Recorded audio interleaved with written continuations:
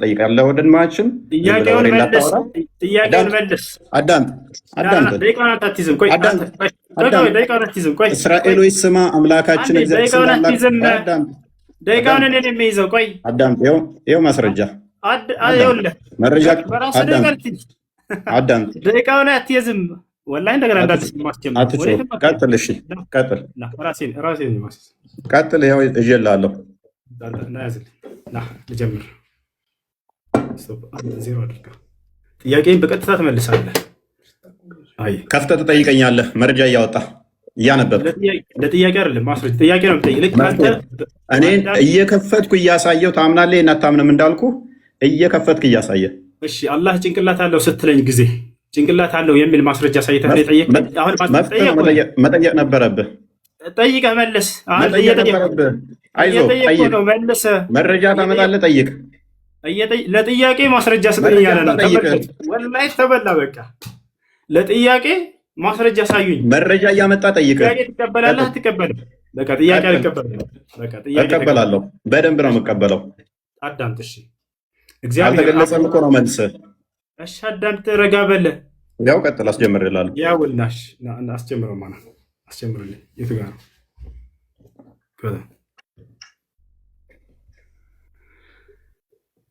እሺ እዚህ ነው ስጠው። አይዋ እሺ አምላክህ ኢየሱስ ክርስቶስ ብልት አለው ብለህ ታምናለህ አታምነህ?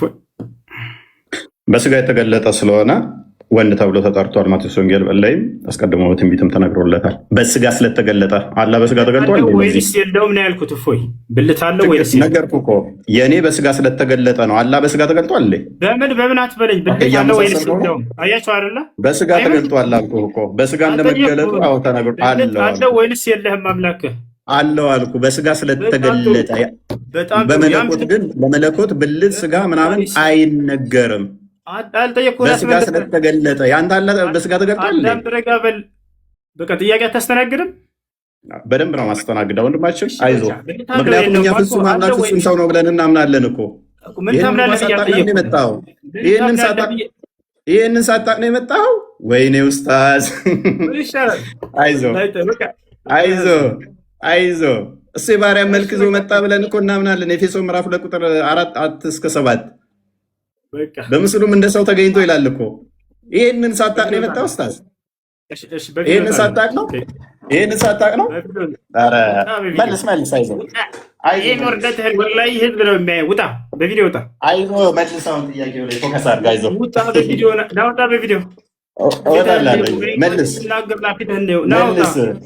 መልስ። አይዞህ ኡስታዝ፣ ጥያቄ ጠይቄው መልስ እያለ ነው። ናውጣ ልወጣልህ ነው። አይዞህ ፈታ እያልኩብሽ ነው ሳስ። ጥያቄውን በቀጥታ ልክ እኔ እንደመለስ አንተ ትመልሳለህ። እግዚአብሔር አምላክህ ብልት አለ የለውም? እግዚአብሔር ኦኬ፣ ለእግዚአብሔር ሉክ ብልት አይነገርም። ቅድም ያመጣው አባት ብላ ያመጣኸው እንኳን የተናገሩትን አልሰማህም ማለት ነው። ስለ አባት አይደለም ጥያቄ።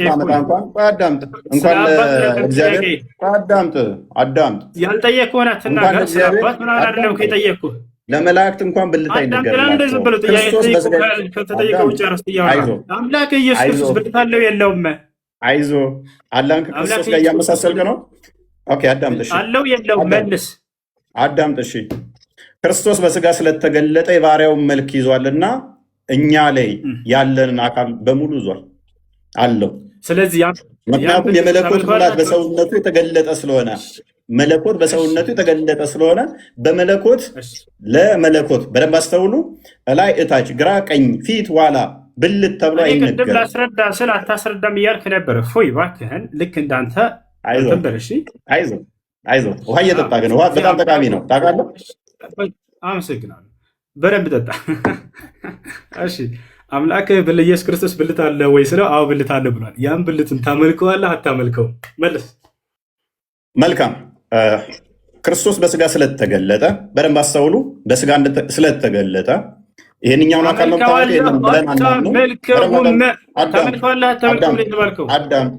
አዳምጥ። ተረጋጋ። ቆላስይስ ምዕራፍ 2 ቁጥር 9 ላይ እንደሚናገረው አዳምጥ። እሺ እርሱ ይመለካል፣ ክርስቶስ ይመለካል። አንተ ግን ማታውቀውን ብልት ይኖረው አይኖረው ወይንም ደግሞ ሁለቱንም ሊኖረው ይችላል። ዝም ብለህ ግን እያመለከው የተጠየቀውን አውራ። ምን ይሻላል ልጆች? የተጠየቀውን አውራ። ያን ታመልከዋለህ ወይ ስለው አዎ አመልከዋለሁ ብሎ ተናግሯል። ያ ነው። እሺ አንተ የምታመልከው ግን አላህ ብልት ይኖረው አይኖረው አታውቅም። ስነ ስርዓት ያዝ። ጥያቄው የኔ ተራ ነው። እፎይ ጥያቄው የኔ ተራ ነው። ስነ ስርዓት ያዝ። አሳዝናኝ እኮ ነው። አልተገለጸም ብለህ መልሰህ ጨርሰህ አሳዝናኝ ነው። አይዞህ ቀጥል። አንተ ወንድ ከሆንክ ጥያቄን አስተናግድ። እሺ አንተ አምላክ ብለህ የምታስበው እንደ መጽሐፍ ቅዱስ አንድ አምላክ የተባለው ማን ነው? ስለ አንድ አምላክ ስታወራኝ ነበር። አንድ አምላክ የተባለው መጽሐፍ ቅዱስ ላይ ማን ነው? ያዌ። አንድ አምላክ። እሺ አዲስ ኪዳን ላይ አንድ አምላክ ያህዌ ነው የሚል አለ። ያ አንዱ አምላክ ሰማይና ምድርን የፈጠረ ሁሉን ያስገኘ አንድ አምላክ ነው። የሁሉ አባት የሆነ የሁሉ አስገኝ የሆነ ማስረጃ አንድ አምላክ ያህዌ ነው የሚል አዲስ ኪዳን ላይ ማስረጃ አዳምጥ። እሺ አንድ አምላክ ለሁላችን አለን። ያ አንዱ አምላክ ደግሞ በተለያዩ ስሞች ተጠርቷል። በደንብ አስተውል። አሳየን ማስረጃ። ያህዌ አንድ አምላክ ነው የሚል አዲስ ኪዳን ላይ አሳየን። አዳምጥ አይደለም አሳየን ያልኩት። አሳየን ያልኩት ለምን የምትረበሸው? ከኔ ጋር እኮ ስትወያይ እኮ መከራከር የለብህም። ምክንያቱም ነብይ ምን ብሏል? የመጽሐፉን ሰዎች ጠይቁ ብለዋል። ፕሊዝ የመጽሐፉን ሰዎች ጠይቅ ተብለሃል እኮ አዳምጣ። በቃ ተበላ። መጽሐፍህ ላይ ያህዌ አንድ አምላክ ነው የሚል አዲስ ኪዳን ላይ አሳየና ያልኩህ። አዳምጥ። እሺ ተረጋጋ። ማሳየት አትረበሽ። የተጻፈውን ነው የሚያነበው። ሌሎች ውሸት ይኸው አያሳይም። ግደሉት፣ አያሳይም። አይ ቲንክ ኔትወርክ ነው እንደ ምንድን ነው እሱ የማያዳምጠው? እናክፈተው። አሳይ። እያዳመጥክ አይደለማ? ታዳምጣለህ? እያዳመጥኩህ ነው። አሳየ ማስረጃ። ያህዌ አንድ አምላክ ነው የሚል አዲስ ኪዳን ላይ አሳየን። እያዳመጥክ አይደለም እኮ። እኛ ምን ብለን እናምናለን? እግዚአብሔር በሁሉ እያዳመጥክ አይደለም። አሁንም ክርስቶስ ለምሳሌ በማቴዎስ ወንጌል ላይም አስቀድሞ መዝሙረ ዳዊት ላይ ጌታ ጌታዬን የእግረ መረገጫ እስካደርግ የሚለውን በሐዲስ ኪዳን ሲጠቅሰውና ኮት ሲያደርገው በብሉይ ኪዳን የተነገሩት ስለሱ እንደሆነ ተናግሯል። በብሉይ ኪዳን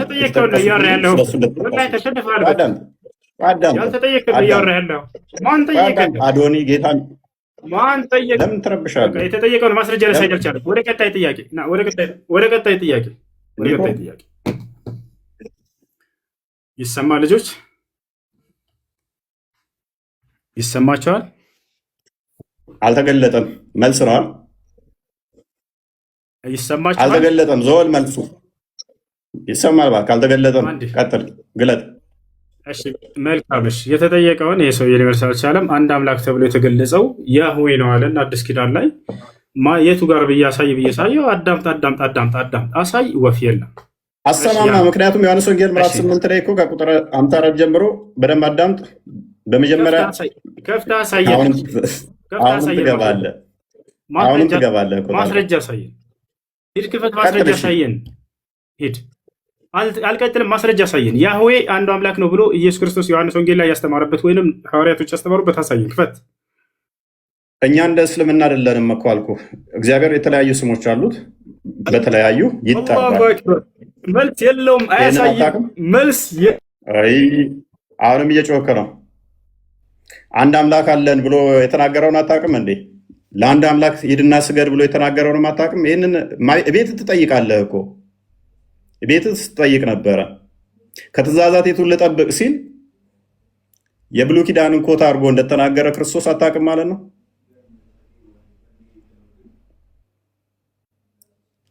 እንጠብቀዋ። ኔትወርኩ ነው ወይንስ ወጣ? ራሱ ነው የወጣው።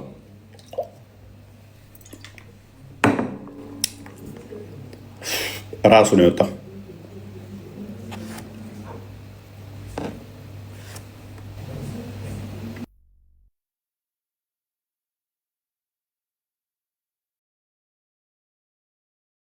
ግራቸው ነው የምትሄዱት። አንዴ ላኩለት።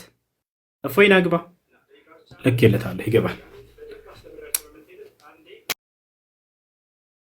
ሆስት ላይቭ ዊዝ እፎይ ስሪ ምናምን ይላል ነው። ተመልከቱ፣ ላሳያችሁ። ያ ሰላም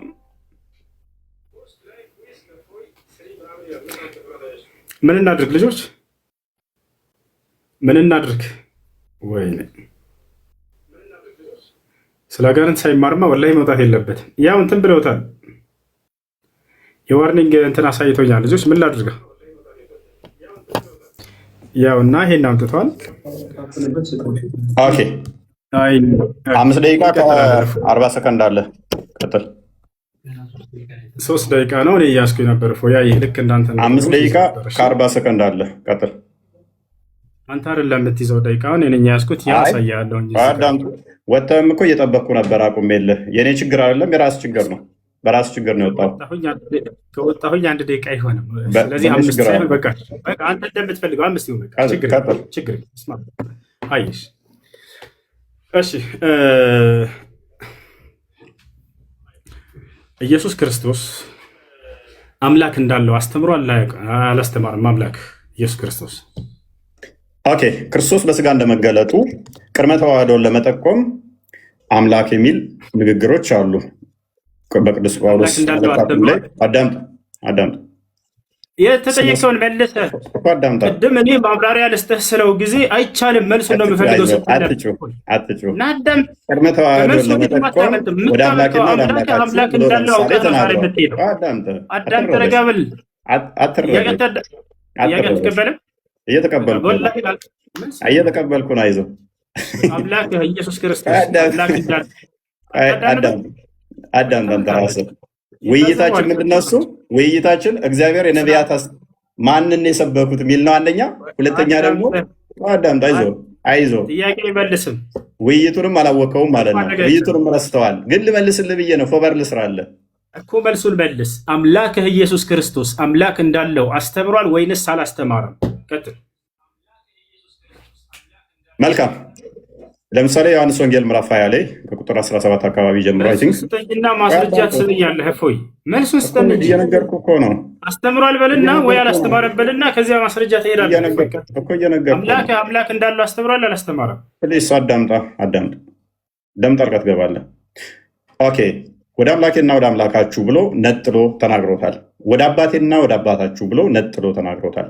ክርስቶስ ሎክ በስጋ እንደመገለጡ ቅድመ ተዋህዶን ለመጠቆም ወደ አምላኬና ወደ አምላካችሁ ብሎ ተናግሯል። ያ ወደ አምላክ ያለው ግን አባቱ ነው፣ የባህሪ ልጁ ስለሆነ። የባህሪ ልጁ ከሆነ ደግሞ ሱረቱ ዙሩፍ ላይ 81ኛው ላይ እንደሚናገረው ቁርአን ላይ አምላክ ነው የሚሆነው። አላህ ልጅ ካለው ምን ይሆናል? ልጁም አምላክ ይሆናል። ክርስቶስ በለበሰው ስጋ ወደ አምላክና ወደ አምላካችሁ ብሎ ተናግሯል። ስብከት ላይ ነህ።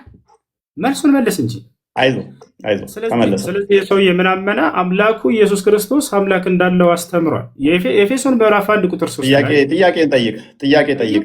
ማብራሪያ አልተገለጸም። ሚስተር አልተገለጸም። ጥያቄ ኤፌሶን ምዕራፍ 1 ቁጥር 3 ላይ የኢየሱስ ክርስቶስ አምላክ ይባረክ ይላል። ማን ነው የኢየሱስ ክርስቶስ አምላክ?